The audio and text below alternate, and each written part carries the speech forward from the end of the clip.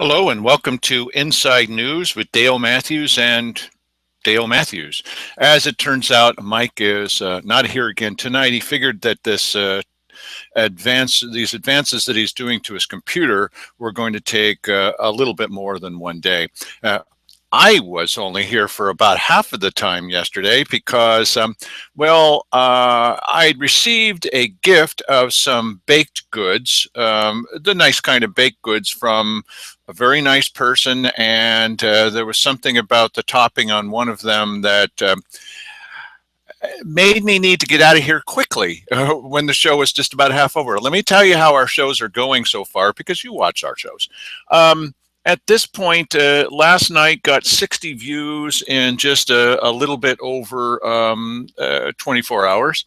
And let's see, the night before was 74. Well, let me get the glasses that I don't need here.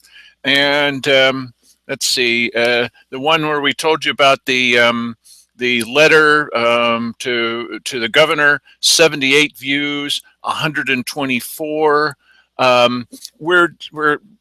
We've moved up to a new set number, which is typically we'll get about 80 views before people start going on to the next subject.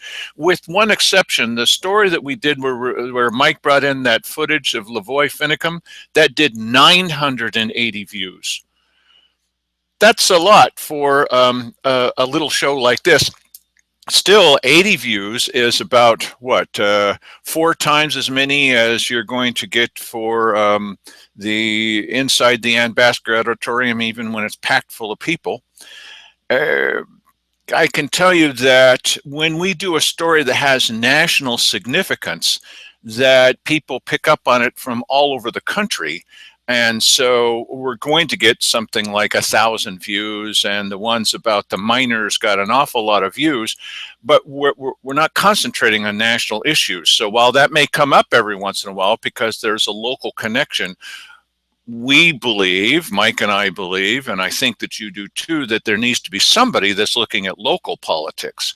And so, but I can tell you that we've done very well. One of the top earners here, just with local, because who would watch this nationally, was our Meet the Candidates night. 307 views. That's not bad. And so, just so that you know, we have, we've mentioned it a couple of times, another event that's coming up this Friday. It's going to be at the county building at 5 o'clock over in Cave Junction. It turns out that more candidates have said that they're going to be there than went to the Republican Invitational. And so far, it should be just as big as that. Set aside 3 hours. I don't know if it'll take that long, but if you're going to have people speak and have a question and answer session, it might be. There's a potential that people like Diane Mackin and Dave Strahan and, it hurts me, the editor of the IV News might be there to do some disruption of the gathering. Why would the editor of the IV News do that? Well, just maybe because he's used to running the one and only candidates forum in Cave Junction. Not happy and a little jealous. I don't know. And maybe nothing will happen. Maybe they'll just come and ask their question and they'll get their answer and then they'll walk away smiling, say, boy, that was a wonderful event. I don't think so, but it's possible. I saw a notice from Dave Strahan on our website saying that hearkening back a decade ago, where there were people who were speaking at county commissioners meetings, and they were opposing a sales tax, a property tax. And at the time, not only were they denigrated by the commissioners and by the SOS crowd and by KJO and by the newspaper, nothing that they said, although we're the perpetual winners. We have an unbeatable season for almost 20 years now of always winning. They referred to us as the noise that destroys. Not even legitimate points of view. Not even speaking English, just noise. The noise that destroys. And poor old Dave Strahan is trotting that one out again. Oh, you're the noise that destroys. I don't know what to do for people like this. They always lose the vote, and now they finally have a method by which they can circumvent the vote and make sure that nobody gets a chance to vote on anything, and follow Cheryl with the idea that let's call the governor down here and let's certainly not take any kind of vote about that. So in looking at the letters to the editor, some fellow by the name of Mike Cooley from the Middle Rogue Steelheaders talked about the footage that we're going to see tonight, which is the second and last part of the citizens speaking up about what they think about Cheryl's plan. And he said, despite facing the usual crowd of disruptors, there you go, and hecklers, I don't think you'll see any heckling, who seem to take delight in impeding business at such meetings. Impeding business? Her words, meaning Cheryl Walker, had the clear ring of truth, even if some in the audience didn't like them. The clear ring of truth, according to Mike Cooley of the Middle Rogue Steelheaders. So here is our citizens, the Force Awakens. Here are citizens coming forward to say what they think about this plan by Cheryl, and not opposed by the other two commissioners. They're not going to stand up and say, no, wait, we have a county charter, we have a home rule charter, we don't want this. No, but all of the candidates, with two exceptions, Bill Ertl didn't sign it, and David Martin didn't sign it. I'm not running against either one of these guys. Don't worry about that. They would not sign it. They were given opportunities to. They did not. So here's what more citizens had to say, and I'll be able to stick with you because I'm not eating any kind of baked goods today. Thank you. Yes, sir. Mr. Smith. And that is Mr. Smith. Oh, it's going to be Raymond Smith. Hello, Raymond. Yeah. Here he comes.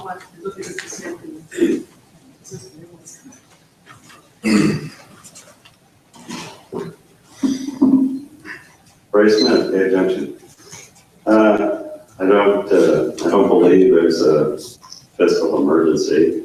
I don't necessarily believe there's one that's imminent, but I would like to say a couple things about House Bill 3453 or the Law 753 and what it represents.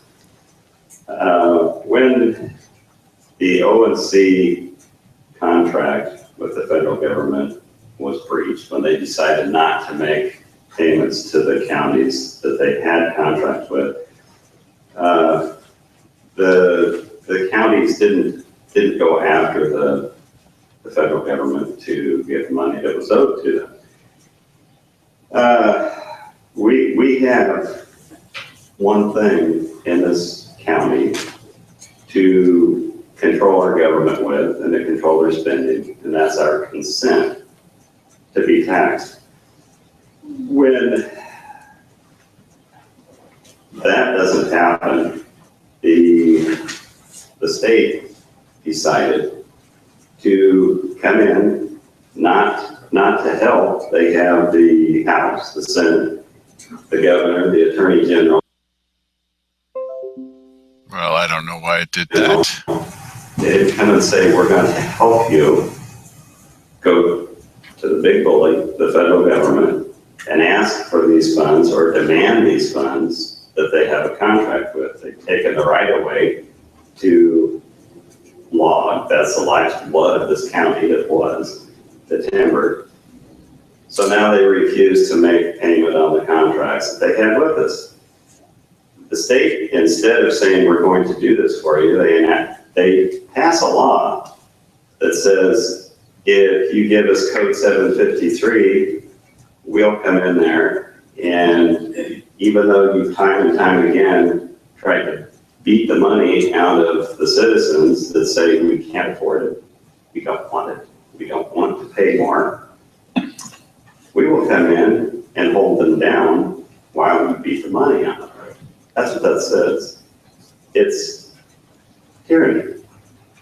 To take your consent away, that's all we have left to control our government and their spending. We have a charter. The charter says we get to tell you how much you make. That's in the state constitution. That's been taken away. We also have Ray, just a moment. I hope that you're listening to the words this fellow is saying. Now, you may think, well, he's not, speaking very loudly or very quickly. Do you hear what he just said about the words that he's saying are, you're holding us down and beating the money out of us.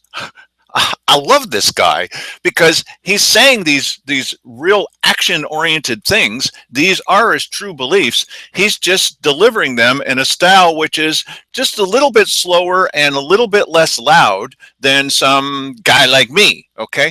But I love what he's saying. This is tyranny. Now, I would say it in a slightly different way, maybe a slightly louder level, but Ray's saying it all, bud. That's my personal opinion. I love what he says, and when he asked me, well, how do you think I'm doing? I say, if you can say it with just a little bit more energy, I think everybody, and maybe you don't need that, but there are a lot of people who do. And so perhaps that would help get the message. But what he's saying is pretty, he's shaking the bars and saying, hey, pay attention. You're trying to wrestle us to the ground and force feed us this kind of thing. I'm impressed by it. That's me.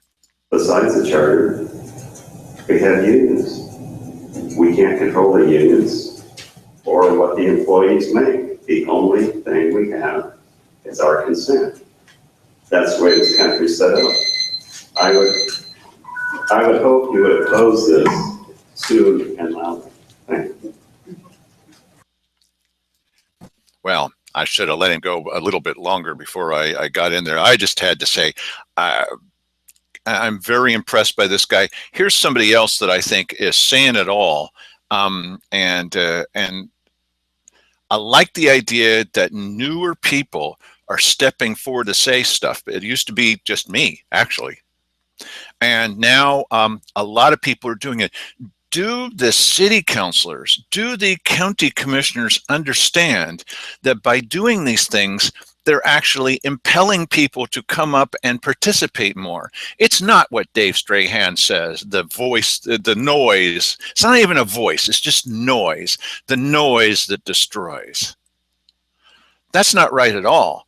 And I don't think the city councilors understood that when they were pushing really hard and then laughing at the citizens afterwards and really calling us idiots for not doing as we're instructed, that what they did is they took a whole section of the county, the city residents who always would vote for higher taxes, and they pushed them over because they didn't want this into the brotherhood, the sisterhood of the rest of the county that was saying, no, these are really, really bad ideas. And they're not hearing us. They can't hear us. They're not listening to us. And now they've made it clear, not only are we the noise that destroys and they're not going to listen to us, but they're going to just try to get around the whole idea of this stupid American thing called a free and fair vote. They're not going to allow that. That's what's at stake now. Things have changed. Things have changed since just a couple of months ago. Now what it's about is these folks who want their way, they're not even going to let you vote on this. They don't even intend to do that. Well, we're still thinking about it. What is there to think about? Every candidate, with the exception of Bill Ertl and David Martin, every candidate says, no, what is there to think about? Of course we don't want the governor to come down here and take over. But there are people who say, well, yes, of course. What a brilliant idea. This guy from the Rogue Steelheaders deal, and Dave Strahan, and I guess Dan Mancuso of the IV News. I guess so. Well, yeah, sure. Whatever gets us our deal. Why are you bothering with SOS? Perfect example. What are you bothering with a vote for? You don't need a vote. This is this thing that's happening with the city too. in small ways and larger ways. They've had it up to here with voting. There's not going to be any more votes. They're just going to do it and pay up, or we'll cut off your water, literally your water bill. Catherine Austin, Cave Junction. I want to discuss the proposed state of emergency. I've been paying attention to your meetings over the last several months. I have not heard anything in your discussions that there is an imminent state of emergency fiscally. I would think it would be a number one topic in all of your meetings, in department meetings. I have not heard that, neither with the city or the county. In fact, recently you made a list of priorities for the future, and it wasn't on the list, or it was low on the list. That just doesn't reflect to me what qualifies an emergency. Money that has been available has not been passed through to the sheriff. Been mentioning the road funds, timber revenues, the water testing that was not needed. $135,000 a year for 5 years. That could have been dedicated to the sheriff, but it wasn't. That to me would be what a financially responsible business would do if they really were having a financial emergency. Cave Junction is not the whole county. It is a 2-mile square area. It is a hot spot of attention now. It is a very small area of the whole county. 86% of the crimes and the statistics that are most recent are in the city of Grants Pass. 86% of the crime in the whole county is in the city, where the Grants Pass police responds as well. The sheriff could focus on Cave Junction. He could send deputy. We have a contract deputy out there during the day. The crime happens at night. He could be out there at night when the crime is happening. But I got to this point in time, I don't know if that's being done. OSP statistics do not support that we're very low usage in the state, about 3 or 4 to the bottom on the list of using Oregon State Police. If House Bill 3453, Chapter 753 is used and the governor does intervene, this will not be free money. It will set us up for House Strict Resolution 21, which will statewide for all the counties that are under $2 the minimum to raise taxes to $2 per minimum statewide. It'll bring the rest of the state to put us in check for using state money. If property taxes are increased, they will likely be 4 times what they are for residents right now. We live in a very limited low-income county nationally. That will put some people out of their homes. I don't notice that being part of this discussion. Public distrust for mismanagement of funds is a big reason why people don't vote for the levy.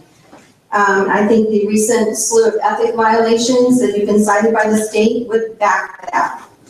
And the sheriff and other people that may need money are not getting it, but most of this is about PERS. That's something that's not being discussed. I appreciate your consideration to not go to the governor. Thank you. Well, let's take on some of the things that she just said. First of all, she said that if these taxes increase, it's likely to be 4 times what they are now. Simon Hare countered that by saying, oh no, it's more likely to be 3 times. Oh, okay, well, we can set that aside then. The thing about the sheriffs being out in Cave Junction, well, they're working during the day. Well, but if you move them over to the night when the crime is happening, then they won't be there during the day. And the criminals are watching very carefully, and then they would start doing it during the day. Okay, let's set aside that then, because how effective is that? Cheryl Walker had said that she was opposed to squatters that were behind her property, and they were on BLM property, which they are allowed to do for 2 weeks. They can camp on that, and then they have to move along. And she said there's nobody to handle that, although the BLM pays for one of the sheriff's department's deputies to work with them, and all she has to do is call the sheriff or call BLM and say, there's people on BLM property and I don't like the fact of what they're doing. So, but see, that effectively sets that aside. Certainly don't need to give the sheriff any more money. What I mean is, it's still an emergency situation because you can't possibly call the sheriff or BLM, so we don't need to worry about that anymore. What else was she saying? All of these things. Oh, Simon Hare had said, as a direct response to her, that he will never support, as long as he's in office, he will never support using road funds for which are allowed to be used for road deputies. The Salem Congress made it specifically available to us and one other county to do that. He's never, ever, ever going to support that while he's in office. So you can set that aside because, of course, that's not an option.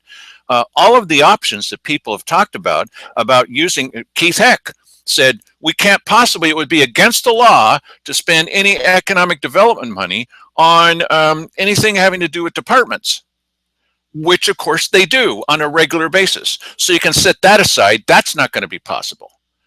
Every time, well, we're hearing no solutions.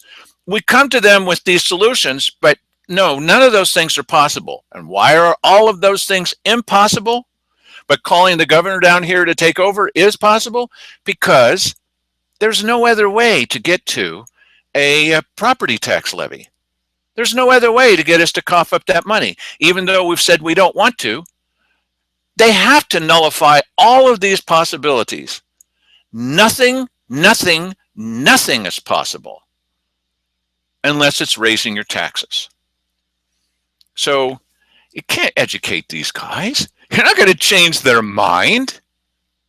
So two of them, one of them is going to be in there for 2 more years and then says that he will not run again. Of course, he said he was going to go into in-house treatment for his alcoholism. Okay, he got alcoholism. Okay. He spent time in jail while he was supposed to be on county business. That's a little bit worse. Okay. Another one's not going to run again. All right. Is she going to throw all of her support behind Lily Morgan? A lot of people are saying that. I don't know. We're going to see. So if you're in favor of higher property taxes, then all of this is going to have the ring of truth. And everybody that's going to speak tonight is just noise. That's all. That's all that it ever has been, all that it ever will be, because they're not backing higher property taxes. Good evening, Commissioners. Bill Hunter, Illinois. You received a letter on February 24th from Jay Meredith, who is the finance director of Grants Pass and the president of SOS, who said, our crime emergency is so severe that, quote, the DA can't prosecute all the serious cases. 2 days earlier, I attended a forum where our district attorney, Ryan Mulkin, spoke to the North Valley community and Community Watch and said that he was proud to say that for the first time in 9 years, he had a full staff and full funding for the DA's office. Now, just a second. This was the news headline of the whole gathering. There were plenty of things that were interesting. This was the news headline. That Ryan Mulkins, the DA, that third leg to the stool. What about the DA? The DA is suffering. The DA doesn't have enough people. Why, that poor DA. Okay. The DA said, as he just told you, that he's got enough funding to do his job now. Do you think that the newspaper, the Daily Courier, Sean Hall picked up on that? Are you kidding me? Of course not. They can't tell anybody that the DA is doing okay, even though he said that he was. They're not going to tell you that because you got to set that aside too. You have to set all of these things aside. You don't have the facts and figures, but we have the anecdotal evidence, says Mike, no, not Mike, doesn't say that, says Simon Hare. You have to set all that stuff aside because it doesn't get to your goal. What we have to say is, one, nothing's coming in from our SRS ever again. Why? It's over. That's over. That's done. Nobody's talking about it, and that's completely over. Have to set that aside. That is not one of the solutions. And as Simon Hare told you, said, and we played it back for you, we can't even win on maybe a 10-year long suit against the government as long as we're getting in SRS funds. So you have to set SRS funds aside. Got to set them aside. This statement by our U.S. senator that, well, no, I mean, there's going to be a fight, but, you know, we're continuing to fight, and we've gotten it in the past. You have to set aside what he said, because that's hopeful. If there's a noise that destroys, if there is constant doom and gloom advocates, it's the people who are saying that we're headed toward a fiscal cliff and nothing is going to save us except if you raise your property taxes. And whether we should or not, the people have voted that they don't want to do that. Well, I don't like a vote. Well, of course you don't like a vote. This is what got me in trouble with people like Harry Mackin in the first place, because there was a vote, according to the people who were sitting right next to this guy. There was a vote. He didn't like that vote, and he kicked up a big fuss about it. Mike and I were there at another Republican gathering where they took a vote, and then there were people, well, that vote's illegal. Nobody understood that vote. No, we don't like that vote. No, we're storming out of this meeting because we don't like votes. Are you Americans? What are you?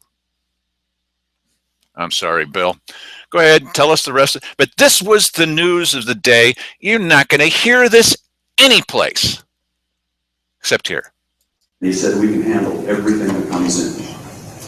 As a citizen, who am I to believe? At the Republican Forum at the Black Bear on February 23, an audience member asked Keith Heck why the commissioners didn't use economic development funds for the sheriff's department. He replied, by law, you can't use economic money for anything other than economic development. That's the law. However, Arthur O'Hare recently told the commissioners in the little back room that again this year they are giving $20,000 each to 4 county departments: airport, fairgrounds, parks, and planning. We also know that economic development funds pay for half of a code enforcement officer. If we are having a crime emergency that we must take to the governor, do we need code enforcement more than we need crime enforcement? As a citizen, I have to figure out what is the truth. Are economic development funds able to be used to beef up county departments? And if so, why are we not using them to beef up the sheriff's department? In this Sunday's Courier, Sheriff Daniel said regarding the homicides that he didn't have hard statistics. And when asked about the impact of having fewer deputies, he answered, there can be little doubt that the numbers were skewed. Asked whether fewer crimes are being reported, he said fewer were reporting crime, he felt. He also said that reporting formulas recently changed, and you can't really compare 2012, 13, and 14 because of the different systems. But actually, the state OUCR computer system changed 3 years ago, and the categories of personal property and behavioral crimes are all comparable year to year. Are these the anecdotal, befuddling statements that you're planning to present to our governor to support your crime emergency request?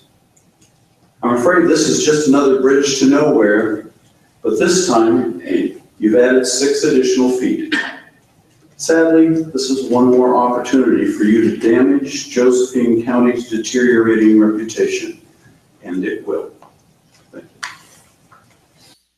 Well, there was an example of somebody that was disrupting the meeting. There was an example of someone that was just noise. He didn't have any facts, of course. It was just noise. That's all that was there. And the clear ring of truth is really only coming from these people who are elevated, physically elevated above the rest of us, that we all have to go to. And if you don't look directly at them, then they start yelling at you because you're not paying homage only to them. I believe what's at stake now is the whole idea of being able to vote for what you want. And I've said lots of times, even if the people are lunkheads, they do get to vote. And these public servants should be doing what they say. But they don't like this voting thing anymore. And so they're moving all around that. The other thing about voting is Simon here will tell you ad nauseum, which is pretty much what I had last night. He'll tell you, well, look, we had this advisory vote, and all these people said that they were not getting the kind of service they wanted out of sheriff's department. What they should have asked is, are you willing to pay for more of the service that you're not getting? And their answer would be, well, no. And they made that clear because that was an advisory question. The rest of them, you don't need to do polls. SOS doesn't need to pay, or Cuffs doesn't need to pay $20, $25, $30,000 to do a poll. We have a poll, it seems like every 6 months. It's called a vote. Well, that's got to be dealt away with. Got to get rid of that. Got to say goodbye to that. Watch the people who are suggesting that they don't like any voting anymore, that they're going to do it anyway. That extends, I think it begins with the staff at the city council that serves the city council, and it's migrated over here. And now we've got two candidates who want to do the same thing. Here's what Sandy Cassinelli has to say. Sandy Cassinelli, Merlin, Oregon. I would hope that the commissioners here will respect the will of the people that you supposedly represent. The majority of our electorate has voted down 8 levies or taxing districts since 2004, but this current board is contemplating circumventing the will of those voters. We are not a vocal minority.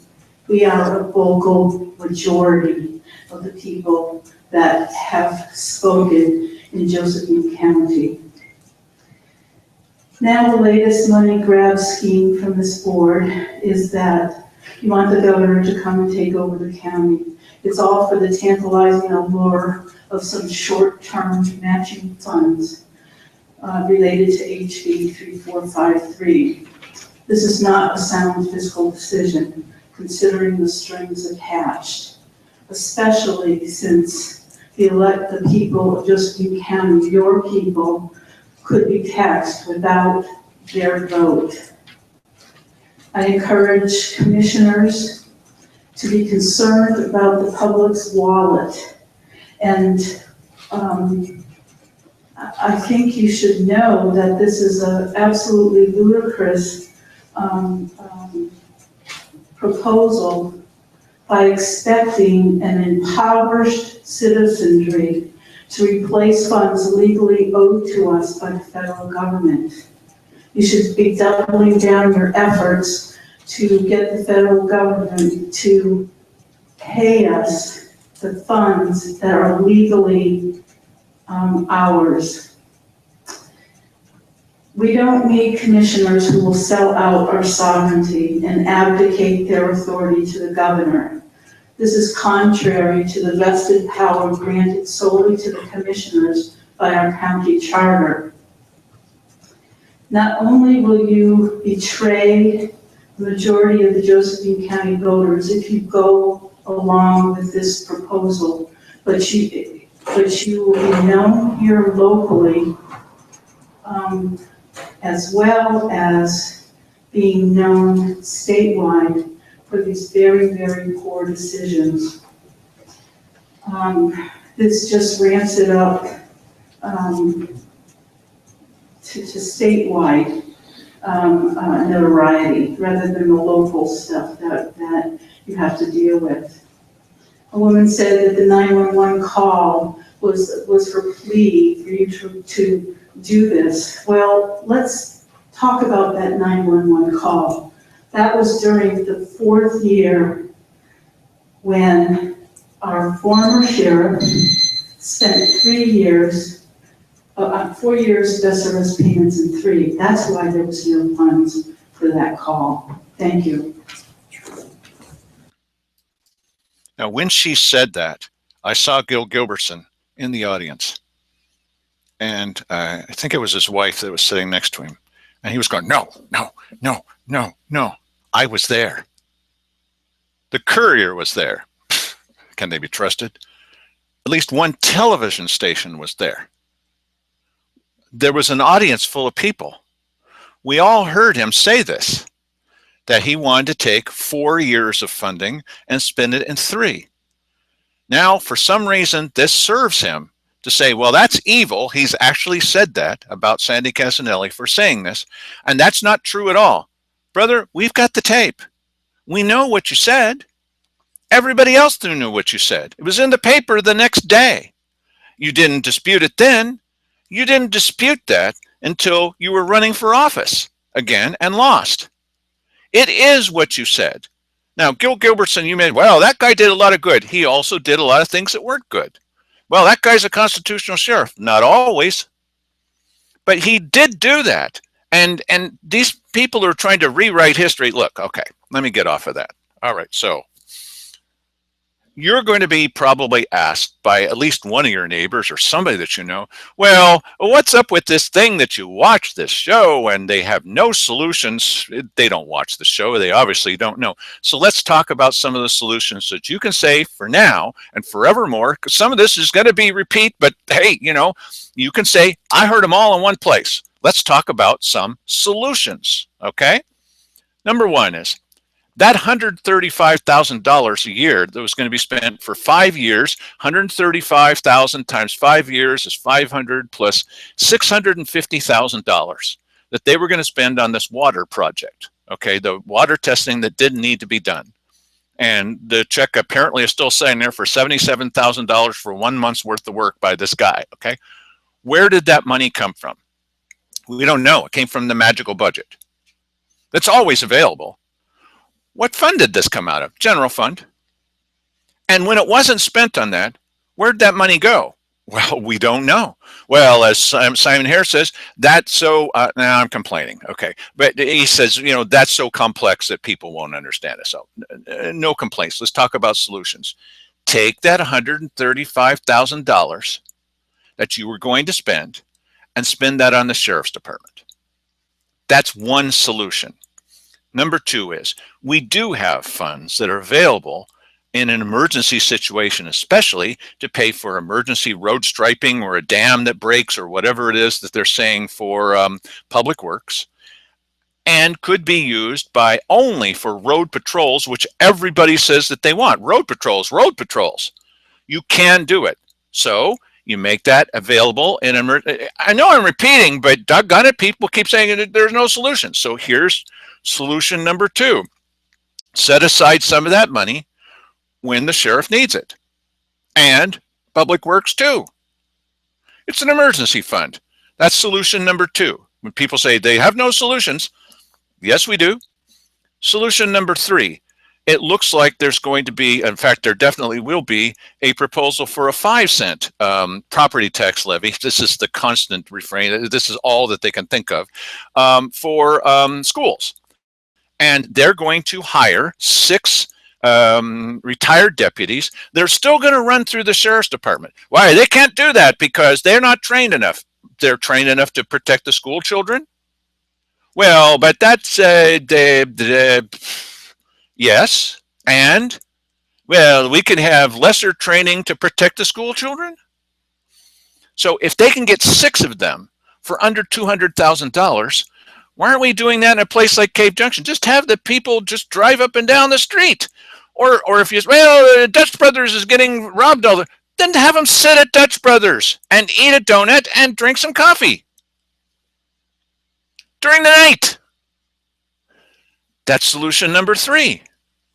We've got money is coming in. It's now $400,000 for economic development. Let's suppose, just take the worst scenario, that you've got the $300,000 and it's already dedicated to giving money to your pals. They're going to have another meeting on Tuesday about giving money to their pals. Remember how they said they're not going to do that anymore? They're going to have a meeting on Tuesday about giving money to one of their pals. But we don't do that. But what's the money? What's the meeting about? About giving money to one of their pals. So we're not deceived by this, okay? All right. No complaining. Solutions. So you got now $400,000 coming in. Set aside the $300,000, which you've been giving away to your pals. Take $100,000, which is more than we had before. Give that to the sheriff's department. Or instead of heading that toward the different departments, head all of it to the sheriff's department, because as you've said, this is an emergency situation. It's affecting our economic development. So give the sheriff's department economic development money. Problem solved. That is the problem. It may solve part of the problem. That's solution number 4. That's just off the top of my head. Well, you have no solutions. Yes, we do. You had $1 million that came in from timber receipts, $1 million that they weren't anticipating. I know this is repetitious, but they keep saying you have no solutions. $1 million came in. What happened to that money? They never talked about it again. Why not take that $1 million, wherever that ended up, and give that to the sheriff? Well, that's only $1 million. That doesn't solve things. That would go a long way, buddy.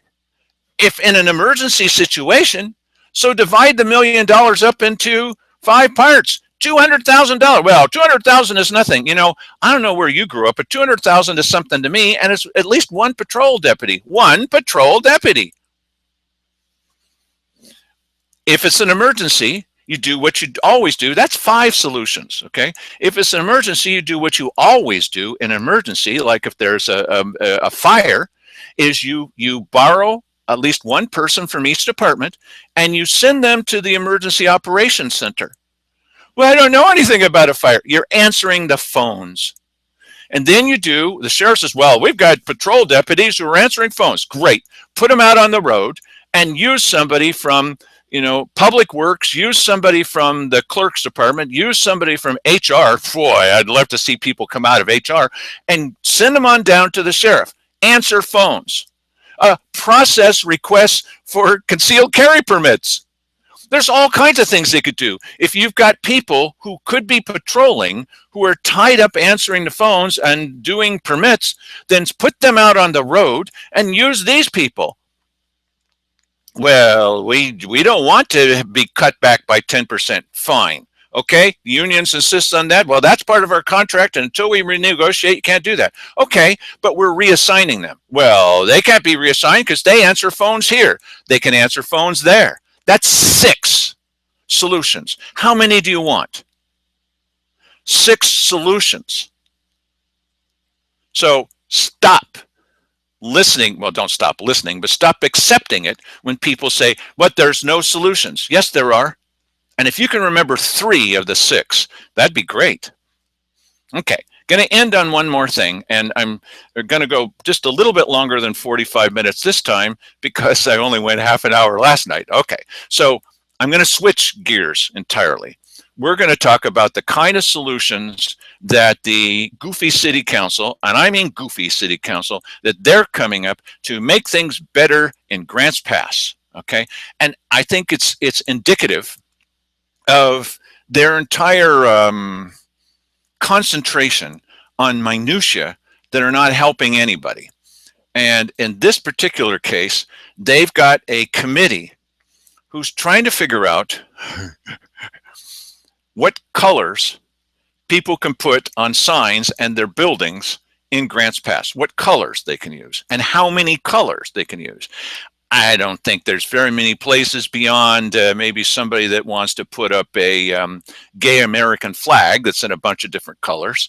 That's a rainbow color kind of thing. Probably not too many places that want to have a rainbow painted on the outside. But if they did want to have a rainbow, let's suppose that it was a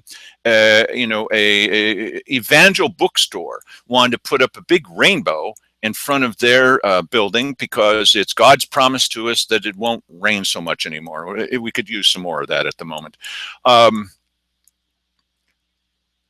They have something called an historic district in downtown Grants Pass, and they want to expand this historic district to include more business areas. Oh, really? Well, when they expand this thing, it's going to affect surrounding businesses.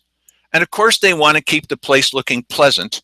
And for those of you who are fans of the movie Pleasantville, you know what I talk about a restriction on the use of colors. And so here is Laura, one of the staff members, that's explaining to the city councilors. I know we're changing gears, but you're resilient people. explaining to the city councilors about how some of these new rules would work in this expanded area of historical colors. Right now, at a staff review level, if they stay within a 3-color palette, we can review those at a staff level. Okay, just a second. We can review those at a staff level. Remember how much we've talked about the staff that's running things?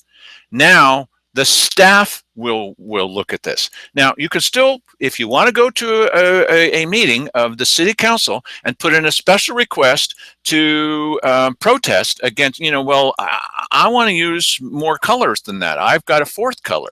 Well, okay, but the staff can say no, and then they'll go and oppose you, saying officially that the people that you pay are now opposing your desire to have a 4th color. Here we go. Concerns that are the questions that that limit shouldn't be other than the number of colors should not be restrictive that way, that they should be able to choose more colors to do that. The other area that we were having concerns or discussions was coming up over the installation of awnings. Materials that are not recommended for awnings right now are vinyl or metal. So we took. Now you got to look at these examples. These examples are perfect. Watch these examples, and please keep in mind, this is absolute utter chaos. Why, we've got to cut this off, because can you imagine what this is doing to the reputation of the city? It's not the reputation of the city that was earned by suggesting the only sales tax in the entire state. Oh, no, no, no, no. It's people are going to come here and say, look at this garish outline. Take a look at this. This is intolerable. This must be stopped. There need to be new regulations. Watch this. We'll stroll downtown Friday when the weather was a little bit nice, and I wanted to provide you with a couple of current photos of different buildings that we have. The first series are buildings that are using more than 3 colors. What? They're still within the color palette, terrible. but they're more than 3 colors. And it might be harder for Rick. I'm sorry if you can pick up on all the different colors, but you're probably familiar with some of these different stores that we're using. Now, keep in mind, you're looking in mirror, and the windows are serving as mirrors. But I think it's intolerable that as people drive by, that you're seeing reflection in those in that window glass of a number of different colors. Okay, obviously I'm being facetious on that, but take a look at that Tierra del Sol sign. Do you realize that and the thing underneath it has more than 3 colors? And look at this bicycle that's parked out in front. Why, that's another color, and that's a primary color, and they want to have a rule against primary colors being used. Oh, yes. So Tierra del Sol has at least 4 colors on there, including some of the different colors in their sign. The Klein building has actually 5 colors. Oh, no. Look at this Klein building. Does it look like it belongs in an historical district? What doesn't look historical? Well, maybe that stop sign with the barber stripes poles, barber stripe thing. But the lamp there looks like it's historical. The building, I mean, it looks historical to me, but these guys, look how many colors. This is intolerable. They must put a stop to this. This is impossible. It's going to impede the business of Grants Pass. Look at that. It's terrible. They must stop all of this. In with the use of their gold and their burgundy and their green. This is the Rowell building that's down on 6th Street that's recently been redone. It's a very nice job, but again, it's the use of more than 3 colors. Yeah. Just look at this. That's more than 3 colors. We can't tolerate that. All right, so let's take a look at the new rules. Here's the new rules. Now, be sure to look at this inset in the upper left-hand corner. I did it in the same style that the city does. That's an orange sign. Okay, this is what they call their waypoint signs that are too small to read as you're driving by. They want to put these waypoint signs all over Grants Pass. Here's the new rules. The following colors are not recommended for building surfaces or trim. The first one, unmuted primary colors, red, blue, and yellow. They don't like that. or unmuted pure secondary colors such as orange, green, and purple, but very similar to these signs that are going to be stuck all over town. You can't use pure black or white. Well, black and white, that's not historical. What's the matter with you? The application for colors shall include no more than 3 individual colors, hues, or tones. Can't do that. So when we go back to this previous one here. Right now, at a staff review level. Oh, no, that's not what I'm trying to say. This thing. Well, look down here in the corner. There's an American flag. That's using blue. It's using white. White is absolutely a no-no. That's not historical. This is a flag from 1776. That's not historical. What's the matter with you?